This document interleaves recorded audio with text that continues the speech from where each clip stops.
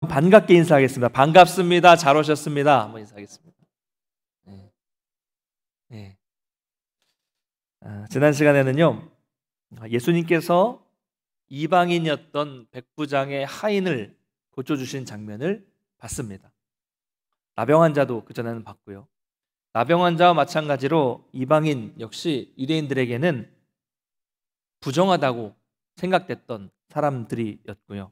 예수님은 그런 것을 전혀 신경 쓰지 않으셨습니다. 또 백부장은 이방인이었는데 유대인들조차 가지지 못했던 그런 믿음, 뭐죠? 말씀만 해주시면, 명령만 해주시면 저 멀리 있는 하인이 나을 수 있지 않습니까? 이런 특별한 믿음을 가지고 있었죠. 오늘 본문은 그 이후의 일입니다. 예수께서 베드로의 집에 가셨는데 베드로의 장모가 열병으로 인해서 몹시 고생하고 있었습니다. 저도 집에 제 아이에게 나타나는 현상 중에 가장 두려운 게 있다면 그건 열이 나는 거예요. 아이에게 열이 나는 거죠. 열이 떨어지지 않고 열이 고열로 올라가고, 그래서 그게 심해지면, 아이가 아프면 부모들은 제일 많이 걱정을 하게 됩니다. 그 병이 어떤 건지 몰라도 어린아이에게 열이 난다는 것은 특별히 위험한 일이기 때문에 그런 것이죠. 요즘 같은 때에는 또 열이 나면 다 뭘 생각할까요? 코로나가 아닌가라고 생각할 거예요. 근데 코로나라면 함부로 이게 손을 대서는 안 되겠죠. 근데 당시에도 열이 나는 사람에게 함부로 손을 대서는 안 됐습니다. 왜 그럴까요? 요즘에도 병의 원인을 모르는 경우가 생기는데 열병의 원인을 모르잖아요. 예전엔 더 모르잖아요. 그냥 열 나다가 그냥 열병이 나면 이유도 모르고 그냥 죽는 경우들도 많았기 때문에, 이게 전염이 될 수 있기 때문에 열병은 상당히 위험한 병이고 함부로 만져서는 안 되는 그런 병입니다. 또 베드로의 장모는 당연한 거지만 성별이 여성이었다는 점을 좀 기억할 필요가 있어요. 여러분, 당시에는요, 여성에게 손을 대는 랍비는 없었습니다. 여성에게 이 손을 대는 유대인들은 없었다는 거예요. 그 이유는 뭐냐면 한 달에 한 번씩 겪는 생리로 인해서 당시에 여성은 율법에 따르면 부정하다고 여겨졌기 때문입니다. 오늘날은 말도 안 되는 일이지만 당시에는 그렇게 생각을 했습니다. 그렇기 때문에 예수님께서 이 여성에게, 베드로의 장모에게 손을 댔다는 것은 당시로서는 아주 파격적인 일이었고요. 이 문화를 좀 이해를 하셔야 돼요. 아주 충격적인 일이었고, 또 유대인들이 볼 때는 눈살을 찌푸리는, 막 정말 화가 나는 그런 일이었던 것입니다. 그런데도 예수님은 전혀 주저하지 않으시고 베드로의 장모에게 손을 대서, 손을 만져서 고쳐 주셨습니다. 자, 그런데 여러분, 오늘 본문에는 좀 생략되어 있어요. 마태가 생략했지만 같은 이야기가 나온 마가복음과 누가복음에 보면 사람들이 먼저 예수님께 나왔다고 말하고 있어요. 그러니까 사람들이 나와서 이 장모의 열병을 고쳐주기를 기도했다, 장모의 열병에 대해서 여쭈었다, 이런 표현이 나타나고 있습니다. 우리 마가복음만 한번 보겠습니다. 1장 30절과 31절 말씀을 같이 한번 읽겠습니다. 시작. 시몬의 장모가 열병으로 누워 있는지라 사람들이 곧 여자에 대하여 예수께 여짜온대 나아가사 그 손을 잡아 일으키시니 열병이 떠나고 여자가 그들에게 수종들더라. 아멘. 자, 이렇게 사람들이 예수님께 나와서 그 열병에 대해서 여쭙고 간구했을 때 예수님은 마가복음 표현에 따르자면 장모의 손을 잡아서 일으켜서 그 열병을 고쳐주셨다라고 말씀하고 있습니다.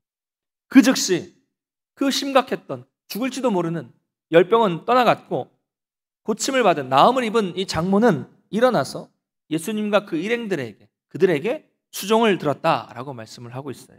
그러니까 이 말이 무슨 의미냐면 방금 전까지 죽을 것처럼 아주 중한 열병을 앓고 누워 있었던 그 사람이 곧바로 일어나서 예수님을 섬기고 그 일행들에 대해서 식사 대접을 했다는 그런 의미예요. 자, 저는요, 우리 교회에 음식 솜씨가 정말 좋은 분이 많이 계시다는 사실을 압니다. 어떻게 하냐면 이야기를 정말 많이 들었어요. 물론 그 중에는 제가 직접 음식을 먹어보면서 이야, 정말 솜씨가 대단하시다 이렇게 생각한 분도 계시지만 주로 저는 소문을 많이 들었습니다. 이런 소문이죠. 목사님, 그 권사님은 정말로 음식 솜씨가 최고세요. 예? 안동 동문교회의 장금이라고 불릴 정도로 음식을 잘하시는 분이었어요. 그런데 예전에는 정말 많이 하셨는데 이제는 연세도 드시고 뭐 많이 드시고 힘드셔서 이제는 그렇게 못 하시죠. 이런 소문입니다. 그래서 제가 아쉬워했던 적이 한두 번이 아니었습니다. 내가 진짜 그 권사님을 좀 더 젊으셨을 때 만났더라면 얼마나 좋았을까. 얼마나 입이 배가 이렇게 좋았을까. 뭐 이런 아쉬움이죠. 자, 근데 이게 중요한 건 아니고요. 여러분 예전에 해보셨겠지만 집에서 손님 접대를 하고 집에서 많은 사람들의 음식을 장만하는 것이 쉬운 일입니까? 어려운 일입니까? 남성분들은 대답하시면 안 돼요. 어려운 일이잖아요. 어려운 일입니다. 너무 어려운 일이에요. 요즘에는요, 신방을 가도요, 집에서 만들어서 식사 대접을 거의 안 하십니다. 제가 이게 잘못됐다는 이야기가 아니고 저는 이게 오히려 더 좋습니다. 왜냐하면 여러분 음식을 대접해 보셨겠지만 신방을 하거나 뭐 할 때 예배를 드릴 때 음식을 대접하시는 분들의 마음은 예배에 가 있습니까? 음식에 가 있습니까? 네. 그래서 중요한 건 지금 제가 기도 제목을 나누고 말씀을 나누고 기도를 해드리는 게 이게 중요한 거잖아요. 같이 기도하는 이게 핵심인데 뭐 이게 본질인데 마음은 이 부엌에 가 있는 거예요. 그래서 막 열심히 기도하고 있는데 막 톡톡톡 소리가 나요. 그럼 보면은 가서 뭐 불을 줄여야 된다 이거 갔다 왔다 하시다가 중요한 말씀을 제일 중요한 말씀 막 전하고 있는데 저쪽에서 막 슉슉슉슉슉 막 이런 소리가 나면 가서 막 끄고 오시고 그러면 막 이렇게 집사님 믿으세요 하려고 그러는데 가 계시면 이게 안 되는 거예요. 그러니까 차라리 이 저는 분명히 말씀드립니다. 또 나중에 신방 가셔도 그냥 물 한 잔, 차 한 잔만 같이 마신다는 게 이게 행복한 거, 이게 좋은 거예요. 이거면 됩니다. 괜히 다른 것 때문에 그런데 부차적인데 물론 마음은 알지만 신경 쓰지 마시고 본질에 집중하는 게 좋은 거죠. 또 음식 대접을 집에서 못하는 이유가 있어요. 예전에 비해서 지금 많이 바쁘세요. 바쁘시고 또 힘들어요. 예전에 어르신들은 막 뚝딱뚝딱 하면 막 전이 나오고 뚝딱뚝딱 하면 뭐가 나오고 이렇게 나오지만 요즘에는 그렇게 잘 안 되잖아요. 그리고 밖에서 그렇게 힘들이지 않아도 맛있는 음식을 먹을 수 있는 곳이 과거보다 훨씬 많아졌기 때문에 괜찮습니다. 이렇게 보면 과거에 예전에는 어떻게 그렇게 음식을 많이 하셨을까? 시골 가도 그래요. 어떻게 그 많은 손님들을 다 대접했을까? 뭐 이런 생각이 듭니다. 여러분 왜 이렇게 말씀을 드리냐면요. 지금 우리가 이 베드로 장모의 상황을 좀 생각해 보겠습니다. 자, 베드로의 장모는 대략 50대의 나이를 가지고 있습니다. 50대에서 60 사이, 60은 넘지 않았을 거고요. 여러분 고열로 인해서 한동안 병상에 누워 계셔 보신 분이 계십니까? 저는 백신 1차 접종을 맞았을 때 2차 때는 괜찮았는데 한 3, 4일 정도를 고생을 했어요. 열도 좀 나고 몸도 좀 쑤시고 교회 나와 있는데 계속 잠만 오는 거예요. 졸리기만 하고 그리고 밤에는 약을 먹고 잠을 푹 잤습니다. 요즘에도 뭐 접종 후에 크게 아프고 열이 났다는 사람들의 소식을 종종 듣죠. 그런데 여러분 정말 고열에 심하게 아프잖아요. 또 그것도 과거에는 아까 그러다 죽을 수 있다고 말씀드렸는데 오랫동안 아프고 그 사람이 계속 병상에 누워 있으면 얼마나 그 사람의 기력이 떨어져 있겠습니까? 힘도 없고 기력도 떨어져 있죠. 게다가 계속 누워 있으니까 힘도 없고 기력도 떨어지는데 긴 머리, 이 머리는 어떻게 됐을까요? 누가 감겨줬을까요? 열병이니까 만질 수도 없잖아요. 산발이 됐을 거고요. 피부도 까칠까칠해졌을 거고 힘도 없지만 또 입에서나 몸에서나 머리에서나 뭐가 나요? 네, 냄새가 나죠. 냄새가 납니다. 요즘에 50대면 아주 젊은 거잖아요. 그러나 옛날 50대 그때를 지금 우리하고 똑같이 생각하면 안 됩니다. 아주 연약한 여인이라고 보시면 됩니다. 한마디로 완전히 초췌하고 완전히 기력도 없는 그런 상태였죠. 그런데 이 50대 연약한 여인이 병고침을 받고 즉시 일어나서 예수님과 그 일행들을 섬겼다는 이야기예요. 당시 음식을 하는 것은 오늘날과는 비교도 되지 않을 정도로 아주 힘든 일입니다.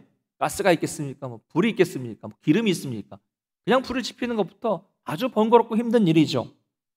얼마나 기뻤으면 그랬을까요? 비록 자기는 좀 초췌하지만 우리 같으면 어떻게 해요?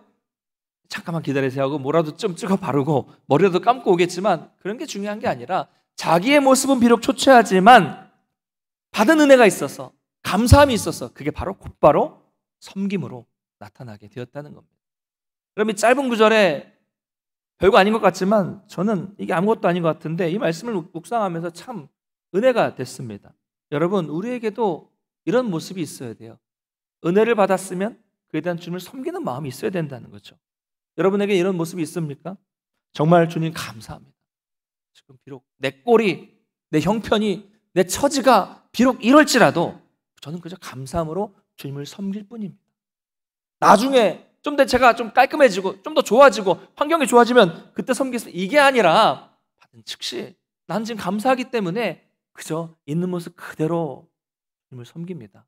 이런 마음, 이것이 바로 은혜를 아는 참된 그리스도인의 모습이라는 것을 기억하시기 바랍니다. 여러분, 이런 감사가 그 속에 감격이 없다면요, 은혜를 받은 감격이 없다면 그 사람은 제대로 된 신앙이라고 할 수 없겠죠. 뭔가가 문제가 생긴 사람이라고 밖에 말할 수 없는 것입니다. 또 여러분, 뒤에 말씀을 드리겠지만 꼭 병이 나아야 기적입니까? 꼭 원하는 직장, 대학에 가야만 기적일까요? 여러분, 사업이 성공해야 기적입니까? 집값이 몇 배, 한 10배는 올라야 기적일까요? 아니죠. 여러분, 우리는 이미 예수 그리스도로 인해서 죽음에서 생명으로 옮겨진 놀라운 기적을 경험한 사람들입니다. 믿으십니까? 이미 우리는 기적을 경험했어요. 게다가 우리에게는요, 감사할 일들이 생각보다 많습니다. 많은 사건과 사고가 계속 보도되는 이런 현실 속에서 우리 가정이 오늘도 평안히 지낼 수 있다는 것, 내 자녀가 무사히 군생활을 잘 감당하고 있다는 것, 학교생활 잘하고 직장생활 잘하고 멀리 전국의 해외에 흩어져 있지만 직장과 가정이 평안한 일, 변함없이 우리가 늘 이 자리에서 예배 드릴 수 있다는 것, 이런 것들이 다 기적이죠. 남들이 볼 때는 그냥 저 사람도 평범한 사람이고 평범한 일이 벌어지는 것 같지만 하나님은 늘 우리 각자에 맞게, 여러분의 각자의 형편에 맞게 놀라운 기적을 베풀어 주셨기 때문에 우리가 지금 이 자리에 있는 것입니다. 어떻게 보면 베드로 장모도 마찬가지입니다. 그냥 남들이 볼 때는 열병 걸렸어? 나았네? 그냥 열병에 걸렸다가 나은 사람일 수 있겠지만 베드로 장모에게는 지금 놀라운 기적이 일어난 거예요. 사람들은 모르지만 그 사람은 알고 있는 기적이 일어난 거잖아요. 예수님 만져주셔서 일어난 겁니다. 예수님께 나아갔을 때 비록 자기가 나아가지 않고 주변 사람들이 나아갔지만 예수님의 그 놀라운 능력을, 하나님이신 그분의 능력을 경험한 것입니다. 심각하게 열병에 누워있었던 사람이 낫자마자 곧바로 그 예수님과 그 일행들을 섬길 수 있었습니다. 이 말은 곧 예수님의 치료는 즉각적이었다는 것, 또 하나는 예수님의 치료는 모든 기력을 회복하게 만드는 완벽한 치료였다는 것을 말씀해 주는 것입니다. 비록 머리는 좀 헝클어지고 냄새는 좀 나고 초췌한 모습이었지만 그런 것보다 더 중요한 것은 나를 치료해 주시고 구원해 주신 주님의 은혜에 대한 감사의 마음, 이게 더 중요했던 것입니다. 바라기는 이처럼 우리도 우리 주님께 대한 감사, 이 감사의 마음, 그리고 그 감사로 섬기는 이 마음이 늘 저와 여러분에게도 있어지기를 간절히 소망합니다. 사랑하는 성도 여러분, 이처럼 우리 예수님께서 저와 여러분을 딱 한 번만 만져주시기만 하면 우리의 영혼과 육신이 살아난다는 것을 믿으시기 바랍니다. 여러분 삶에 소망이 없고 힘이 드십니까? 여러분의 육신이 지치고 고단하십니까? 신앙생활 하는 것도 재미가 없고 늘 지루한 일상을 보내고 계십니까? 여러분, 그렇다면 오늘 이렇게 기도했으면 좋겠습니다. 주님, 제가 믿음으로 주님 앞으로 나아가오니 주님 저를 만져주시옵소서. 주님 저를 불쌍히 여겨주시고 저를 만져주셔서, 어루만져 주셔서 저를 회복시켜 주시옵소서. 우리에게는 늘 이 기도가 있어야 합니다. 그래서 그 예수님께서 우리를 만져주시기만 한다면, 우리의 영혼과 육체를 잡아서 일으켜 주시기만 한다면 우리는 놀라운 변화를 경험할 수 있습니다. 여러분, 우리는요 어떤 사람입니까? 세상 사람들이 위로해주고 세상 사람들이 도와주는 그런 힘으로 사는 사람이 아니잖아요. 여러분, 성도는 예수 그리스도께서 만져주시는 그 영적인 힘, 매일매일 만져주시는 그 영적인 힘을 가지고 살아가는 사람들이 바로 성도입니다. 이처럼 날마다 주님의 만져주심을 사모하셔서 늘 그 만져주시는 그 은혜를 경험하시기를 주님의 이름으로 간절히 축원합니다. 오늘 본문에는요, 이어서 예수님께서 또 귀신 들린 자들과 병든 자들을 고치시는 장면도 나타나고 있습니다. 역시 이 예수님께 사람들이 데리고 나왔을 때 예수님은 귀신을 쫓아내셨고 병자들을 고쳐 주셨습니다. 이 부분은 계속 말씀드렸기 때문에 더 설명드리진 않겠습니다. 자, 그런데 우리가 좀 이 부분에 관해서 좀 정리할 필요가 있습니다. 오늘날에도 이 성경에 나온 대로 이때처럼 축기를 해야 되고, 오늘날에도 이때처럼 병을 고쳐야 한다라고 말하면 안 됩니다. 왜냐하면 오늘날은 양상이 다르게 나타나기 때문입니다.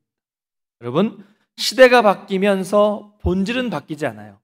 본질은 바뀌지 않지만 그 나타나는 양상, 그 나타나는 모습이 바뀌는 것들은 많습니다. 쉬운 예를 들자면 제가 친구에게 100만 원을 빌렸다고 가정을 해보겠습니다. 100만 원을 빌렸어요. 그러면 2000년 전에는 어떻게 그 빚을 갚을 수가 있겠습니까? 다른 방법은 없어요. 100만 원을 한 번에 그 친구를 만나서 주든가, 10만 원씩 10번을 주든가, 50만 원씩 2번을 주든가, 아니면 그에 상응하는 그 당시에 통용되는 그런 가치대로 뭐 보석이나 뭘 주든가, 어쨌든 만나서 그 사람에게 다시 전달해줘야 빚을 갚을 수 있죠. 다른 방법은 없는 것 같아요. 2000년 전에는. 자, 그러면 오늘날에는 어떻게 하면 됩니까? 굳이 100만 원을 다 현금을 찾아서 줄 필요는 없죠. 물론 그렇게 줘도 되지만 전화를 통해서 텔레뱅킹 혹은 인터넷을 통해서 인터넷 뱅킹을 할 수도 있고, 요즘엔 더 간단하게 스마트폰 하나만 있으면 다 됩니다. 그냥 숫자 옮겨지는 것 같지만 돈을 갚은 거예요. 그래서 어쨌든 이렇게 주든 저렇게 주든 양상은 다르지만 본질은 뭐예요? 2000년 전이든 지금이든 돈을 갚았다라는 본질은 변함이 없는 겁니다. 그렇죠? 비슷해요. 여러분, 오늘날 병 고치는 것을 성경에 나온 대로 해야만 한다라고 말하면 당연히 안 되죠. 여러분 이거 잘 아시겠지만 간혹 잘못된 신앙을 가진 사람들 중에는 의학의 힘을 거절하고 거부하고 기도원 같은 데 가서 오직 기도로 치료하고 오직 믿음으로 치료하겠다고 하는 사람들이 종종 있어요. 뉴스에도 나오죠. 요즘에도 뭐 흔하지 않게 이런 일들이 벌어지고, 제가 보니까 주변에 이런 사람들이 꽤 많습니다. 그러면 여러분, 그 사람들은 신앙이 정말 좋은 사람들이고 저처럼 아프면 병원에 가고 혈압약 받으러 막 병원 한 달에 한 번씩 가고 뭐 이런 사람은 믿음이 없는 사람들입니까? 아니죠. 그래서 이 부분을 좀 정리하기를 원해요. 다 알지만 또 모르는 분도 계시고 잘 말해지지 않는 이 부분을 좀 우리가 정리했으면 좋겠습니다. 여러분, 예수님 시대와 오늘날 시대는 달라요. 여러분, 아프면 어떻게 됩니까? 정말 어려운 질문이죠. 아프면 어떻게 해야 돼요? 금식하고 열심히 기도하면 되죠? 병원 가는 거 잠시 미루고 약 먹는 거 좀 안 하고 유명한 기도원 찾아가면 되죠? 그게 성경적이잖아요. 예수님께 나아가면 된다. 성경적이잖아요. 성경이 어디 아프면 병원에 가거라 이런 말씀이 있습니까? 없잖아요. 그냥 예수님께 나아가면 되잖아요. 이러시면 안 됩니다. 안 돼요. 여러분, 성도는 아프면 열심히 기도하면서 뭐 해야 돼요? 당연하죠. 병원에 가셔야죠. 기도를 안 하는 것도 문제고 병원을 안 가는 것도 문제입니다. 병원에 가셔서 진단 받으시고 처방 잘 받으셔서 처방대로 주사를 맞아야 되면 주사를 맞고 약을 먹어야 되면 약을 먹고 또 다른 치료를 받아야 되면 다른 치료를 받고 수술을 받아야 되면 수술을 받고 그렇게 하시면 되는 거예요. 그리고 그러면서 하나님께 기도할 땐 이렇게 기도하는 겁니다. 하나님, 좋은 의사 만나게 해주시고 하나님, 그 의사에게 지혜를 주시고 능력을 주시고 수술을 앞두고는 하나님, 그 의사의 손가락 마디마디 끝까지 또 하나님께서 책임져 주시고 주관해 주셔서 수술 잘하게 해주시고 저의 이 병의 원인을 잘 발견하게 해주시고 또 이 약이 나에게 잘 맞게 해주시고 내가 이 치료를 통해서 잘 회복될 수 있도록 인도해 주세요. 이렇게 기도하는 겁니다. 이렇게 본다면 병이 치료되는 방식은 그때나 지금은 달라졌지만 하나님께서 우리의 병을 고쳐주신다는 사실은 다르지 않습니다. 무슨 말입니까? 여러분, 의학과 약은 하나님이 우리에게 치료의 수단으로 허락해 주신 겁니다. 이해되시죠? 하나님이 주셨다는 거예요. 인류의 역사에는 수많은 바이러스, 질병들이 있었지만 백신이 개발되고 치료제가 개발되고 수술하는 것들이 다 발견이 됐습니다. 사람들은 자기가 연구하고 자기가 노력하고 그래서 개발하고 발견했다고 말하겠지만 거기에 하나님의 은혜가 없다면 이런 게 허락이 안 되는 거죠. 하나님이 은혜를 주셔서 허락해 주셨기 때문에 우리 가운데 의학을 주신 것입니다. 여러분 생각해 보세요. 치료를 받아도 안 고쳐지는 사람이 있죠. 약을 먹어도 안 낫는 사람이 있잖아요. 뭐가 필요한 겁니까? 은혜가 필요한 거죠. 그 의학을 통해서 내가 고침받을 수 있게끔 기도하고 은혜를 구하는 것입니다. 그러므로 우리는 아프면 열심히 기도하고 그러면서 동시에 열심히 치료를 받으셔야 돼요. 하나님이 주신 이 의학이라는 그 은혜를 통해서 우리가 누릴 수 있어야 된다는 것이죠.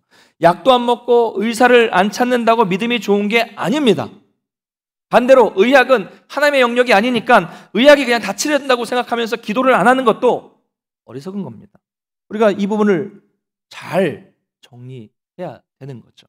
여러분, 여기서 우리가 몸이 아프고 영혼에 문제 같은 것들이 생겼을 때 예수님께로 나아가야 된다라는 이 말은 병원에 가지 말라는 그런 의미가 아니라 우리가 모든 문제를 온전히 주님께 신뢰하고 주님 앞에 다 내어놓는다는 것을 의미하는 것이죠. 주님께 다 맡기고 주님께 기도하고 그 말씀에 순종하면서 주님께 나아가면 예수님은 반드시 우리를 고쳐주십니다. 여러분 성경을 보십시오. 예수님 말씀 한마디에 떠나가지 않는 귀신이 없었고 예수님 말씀 한마디에 고쳐지지 않는 질병이 없었습니다. 왜요? 예수님은 하나님이시니까, 그분이 메시아니까, 그분이 왕이시니까 능력이 있으신 주님이시기 때문에 그렇습니다. 이 능력의 주님 앞에 우리도 늘 믿음을 가지고 나아가시기를 간절히 축원합니다. 마지막으로 8장 17절 말씀 한번 읽어보겠습니다. 마태복음 8장 17절 같이 읽겠습니다. 시작. 이는 선지자 이사야를 통하여 하신 말씀에 우리의 연약한 것을 친히 담당하시고 병을 짊어지셨도다 함을 이루려 하심이더라. 아멘. 우리는 8장을 통해서 대표적인 사람 3명과 수많은 귀신 들린 자와 병자들을 만났습니다. 나병한 자, 부정하다고 생각했던, 또 부정하다고 생각했던 이방인 백부장, 그리고 당시 부정하다고 여겨졌던 여성 베드로의 장모입니다. 또 많은 병자들 만났죠. 이들이 예수님께 나아왔을 때 예수님은 즉시 그 병을 치료해 주셨습니다. 직접 구했든 간에 다른 사람이 대신 구했든 간에 예수님은 다 치료해 주셨어요. 그런데 마태는 이 3가지 사건, 그리고 많은 병자들 귀신들이 쫓아내는 이 모든 사건을 하나로 묶었습니다. 묶어서 뭐라고 말합니까? 이 일은 선지자 이사야의 말씀, 구약의 그 이사야의 말씀이 성취된 것이다 라고 강조하고 있는 거예요. 그러니까 이 기적들을 그저 눈에 보이는 병자가 나았다, 귀신이 쫓겨갔다 이렇게 이 기적으로만 보는 것이 아니라 더 깊이 영적인 시각으로 마태는 이것을 보고 있는 것이죠. 이사야 53장 말씀은 아주 유명한 말씀이죠. 이 말씀은 장차 메시아께서 이 땅에 오셔서 무엇을 하실까를 알려주는 메시아 고난의 예언입니다. 우리 이사야 53장 4절, 5절, 6절 말씀을 같이 한번 천천히 읽어보겠습니다. 같이 읽겠습니다. 시작. 그는 실로 우리의 질고를 지고 우리의 슬픔을 당하였거늘 우리는 생각하기를 그는 징벌을 받아 하나님께 맞으며 고난을 당한다 하였노라. 그가 찔림은 우리의 허물 때문이요 그가 상함은 우리의 죄악 때문이라. 그가 징계를 받음으로 우리는 평화를 누리고 그가 채찍에 맞음으로 우리는 나음을 받았도다. 우리는 다 양 같아서 같이 읽겠습니다. 우리는 다 양 같아서 그릇 행하여 각기 제 길로 갔거늘 여호와께서는 우리 모두의 죄악을 그에게 담당시키셨도다. 아멘. 이게 이루어졌다는 거예요. 자, 그러니까 여기에서 강조하는 것은 예수님께서 이 땅에 오신 것은 단순히 이런 눈에 보이는 기적을 베풀기 위함이 아니라 하나님 앞에 범죄한 우리를 구원하시기 위해 오신 점이라는 것을 분명하게 밝히는 예언입니다. 그러므로 이 8장의 이 3가지 굵직한 사건, 또 귀신을 쫓아내고 병자를 고치셨던 이 사건도 사실은 예수님의 이 기적에 초점을 맞추고 있는 게 아닙니다. 예수님은 단순히 우리의 육신적인 필요, 이 육신적인 병을 고치러 오신 분이 아니라 우리의 영적인 불치병, 우리의 죄라는 질병을 고치러 오신 분이다라는 점에 초점을 맞추기 위해서 마태가 17절에 정리를 해 놓은 것이죠. 이게 복음이잖아요. 예수님이 우리 죄를 해결하고 우리 영적인 죄를 고치고 구원하러 오셨다. 이게 복음이잖아요. 이게 핵심입니다. 여러분, 우리가 이런 예수님의 이 기적, 귀신을 쫓아내시고 병을 고치는 이런 기적들, 이 사역들을 보면서, 성경을 보면서 이 핵심을 놓쳐서는 안 돼요. 이걸 놓치면 안 됩니다. 이게 핵심이에요. 자, 복음서를 보셔도요, 예수님은 언제나 천국 복음을 먼저 전파하셨고, 이게 본질입니다. 천국 복음을 먼저 전파하셨고, 그 다음에 병자를 고치셨고, 귀신을 쫓아내셨고, 이적을 행하셨습니다. 마태복음 5장, 6장, 7장 앞에 살펴봤지만 산상설교를 통해서 복음을 선포하셨어요. 천국은 이렇다, 이런 말씀도 하셨고요. 많은 복음을 선포하셨고, 그 이후에 그 말씀을 전하신, 복음을 전하신 이후에 8장에서 지금 뭐가 나타나고 있어요?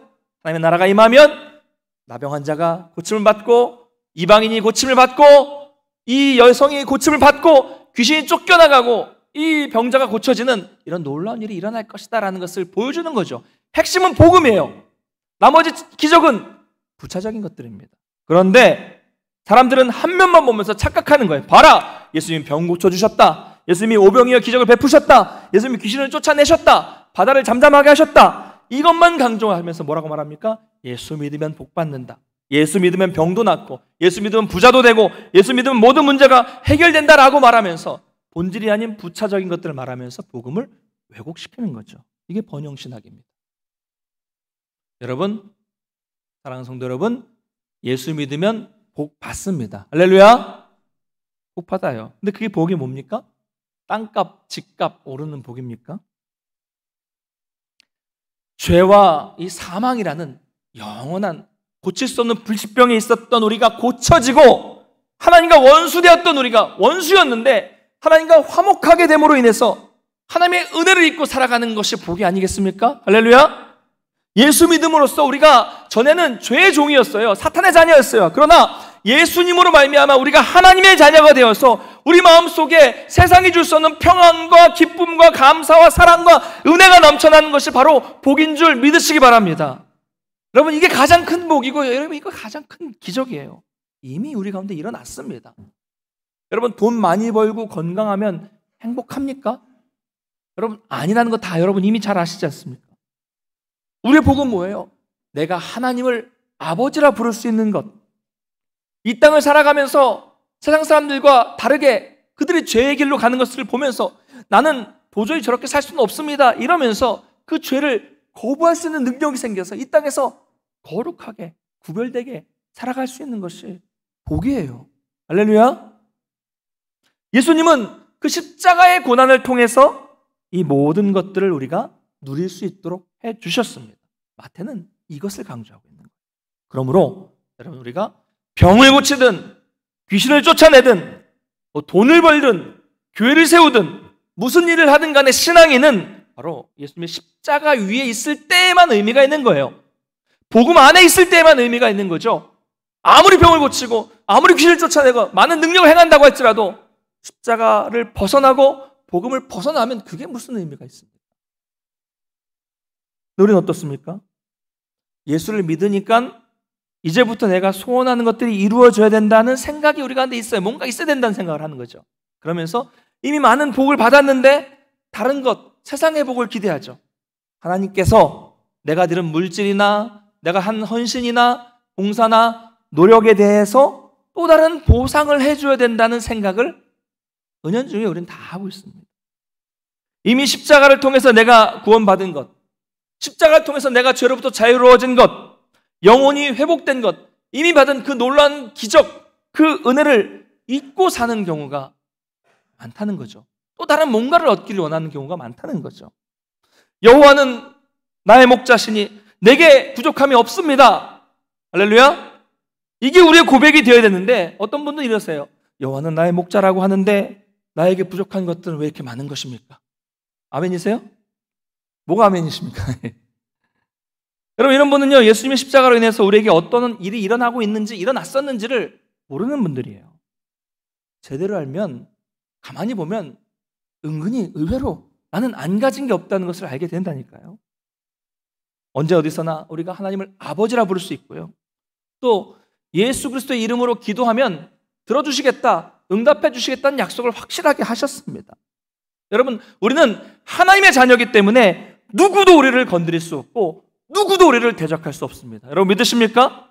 잠시 우리를 연약하기 때문에 유혹할 수는 있겠지만 내가 죄의 길로 가는 거지 강제로 누구도 우리를 억누를 수 없어요. 왜? 우리는 하나님 자녀니까. 여러분, 우리는 이런 특권을 받은 사람들입니다. 여러분, 우리는요 이미 예수 그리스도를 통해서 우리의 그 나병과 같은 불치병, 그 죄, 이 열병과 같은 죄가 사라진 사람들입니다. 그래서 원래 죄의 종이었지만 하나님의 자녀로 완전히 신분이 바뀌었습니다. 바뀌었어요. 여러분, 신분이 바뀌면 어떻게 됩니까? 하인이었던 사람이, 종이었던 사람이 하루아침에 신분이 바뀌어서 왕이 돼요. 어떻게, 뭐가 따라옵니까? 하인에게 없었던, 종에게 없었던 영광과 물질과 평안함과 모든 것들이 신분만 바뀌어도 다 따라오게 되는 겁니다. 우리가 그렇게 된 사람들이에요. 죄의 종이었지만 하나님의 자녀, 왕의 자녀가 됐습니다. 신분이 바뀌었어요. 하나님의 자녀인데 뭐가 부족합니까? 이걸 잊지 말아야 돼요. 나는 하나님의 자녀다. 세상을 창조하신 하나님의 자녀다. 왕의 자녀다. 아들이다. 딸이다. 이것을 잊지 말아야 됩니다. 대부분 많은 분들은 이것을 잊어버리고 사는 거죠. 하나님의 자녀로서, 왕의 자녀로서 이미 많은 것들을 받았음에도 불구하고 자꾸 세상을 바라보는 겁니다. 세상의 자리로 내려가서 세상 사람들과 같이 저 흙탕물 속에서 뒹굴고 있으니까 자꾸 뭔가가 부족하다고 생각하고 있는 것이죠. 사랑하는 성도 여러분, 말씀을 맺겠습니다. 예수님은 부정한 나병 환자를 직접 만져주셨습니다. 예수님은 부정한 이방인 백부장의 하인을 말씀만으로 고쳐주셨습니다. 또한 예수님은 당시 부정하게 여겨진 여인에게 손을 잡아 일으키시며 그 병을 고쳐주셨습니다. 또한 예수님은 귀신 들린 자들, 병자들을 다 고쳐주셨어요. 언제요? 예수님 앞으로 나왔을 때. 본인이 직접 나왔든 다른 사람들이 나왔든 간에 예수님 앞에 나왔을 때 만져주시고 고쳐주시고 회복시켜 주셨습니다. 여러분, 이 말씀은 바로 나를 위한 말씀이죠. 예수님은 여러분 자신을 부르러 오셨습니다. 부정한 나병 환자와 백부장과 장모같이 당시 하찮게 여겨지고 부정하게 여겨졌던 그런 나를 부르러 오셨습니다. 우리는 그 반응은 뭐예요? 그분께, 예수님께 믿음으로 나아가기만 하면 됩니다. 할렐루야. 그러면 우리 주님은 우리를 불쌍히 여겨주셔서 우리의 연약함을 친히 다 담당해 주셔서 우리를 온전히 회복시켜 주실 겁니다. 여러분, 나아가시기만 하면요 주님 앞에는 어떤 차별도 없습니다. 어떤 차별도 없어요. 이것을 기억하시면서 오늘 이 시간에 다시금 여러분 결단하면서 우리 예수님 앞에로 다 주님을 신뢰하며 나아가시기를 바랍니다. 그래서 하나님의 자녀로서의 그 특권, 그 풍성한 은혜, 그 기쁨, 감사 넘치는 삶을 살아가시기를 주님의 이름으로 간절히 축원합니다. 우리 자리에서